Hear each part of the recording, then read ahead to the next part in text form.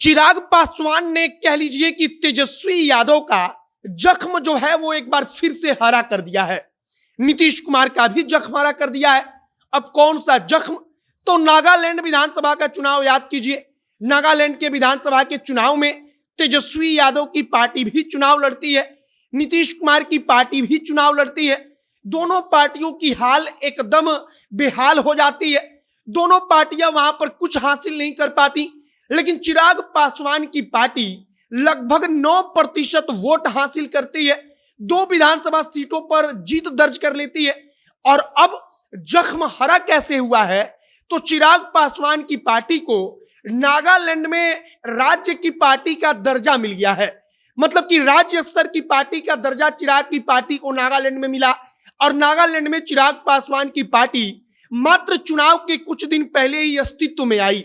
मतलब कि उसके पहले नागालैंड में चिराग का कुछ था ही नहीं, और नागालैंड में राज्य स्तर की पार्टी बनकर चिराग ने एक बार फिर से जख्म हरा कर दिया।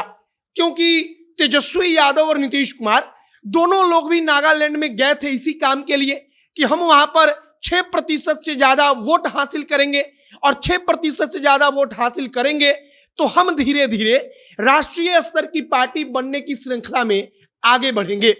लेकिन तेजस्वी का हाल तो एकदम बेहाल हो गया और नीतीश कुमार का भी हाल बेहाल रहा, लेकिन चिराग ने कमाल कर दिया।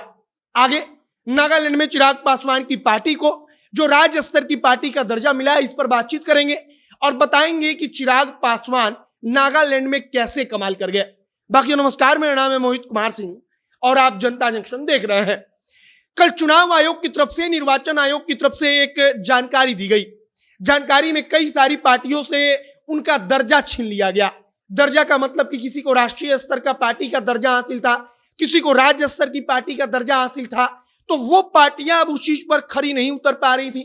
उतना वोट, उतना सीट वो नहीं जीत पा रही थी, तो उनके दर्जे को समाप्त कर दिया गया।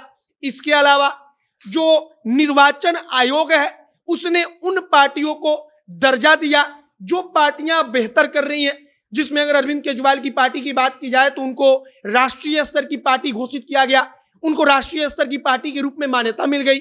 इधर चिराग पासवान की पार्टी जो नागालैंड के विधानसभा के चुनाव में पहली दफा चुनाव लड़ रही थी, उस नागालैंड में जाकर लगभग 9% के आसपास वोट हासिल किया। अब 9% अपने आप में एक बड़ा नंबर है। अब 9% वोट पाकर चिराग पासवान की पार्टी ने अब कमाल किया। तो क्या कमाल किया कि नागालैंड में राज्य स्तर की पार्टी का उनको दर्जा मिल गया। मतलब कि लोक जनशक्ति पार्टी रामविलास पासवान अब नागालैंड में भी राज्य स्तर की पार्टी बन गई है।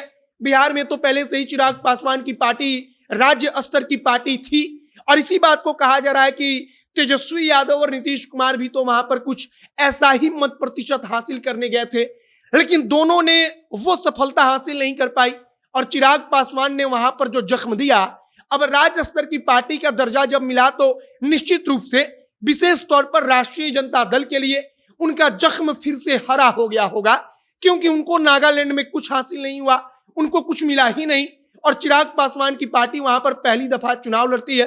चुनाव के कुछ दिन पहले ही नागालैंड में चिराग पासवान की पार्टी अस्तित्व में आती है, और इसके बाद से वहां पर 9% के आसपास वोट हासिल करके अब राज्य स्तर की पार्टी बन चुकी है।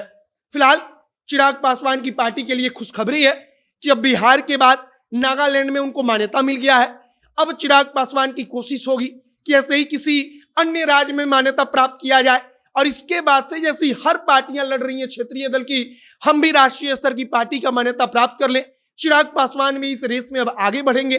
अब चिराग पासवान की पार्टी को राज्य स्तर की पार्टी का दर्जा मिला है, राष्ट्रीय जनता दल इससे चूक गई है। अभी हम इन सब चीजों को लेकर आपकी प्रतिक्रिया क्या है, आपका विचार क्या है, कमेंट बॉक्स में लिखकर बताइएगा। आगे जो भी नई जानकारी, जो भी नया अपडेट और निकलकर बिहार की राजनीति से जुड़ी हुई सामने आएगी, सारी की सारी जानकारी हम आप तक पहुंचाएंगे। आप तमाम जानकारी के लिए हमारे साथ बने रहिएगा। वीडियो वहीं पर समाप्त करते हैं।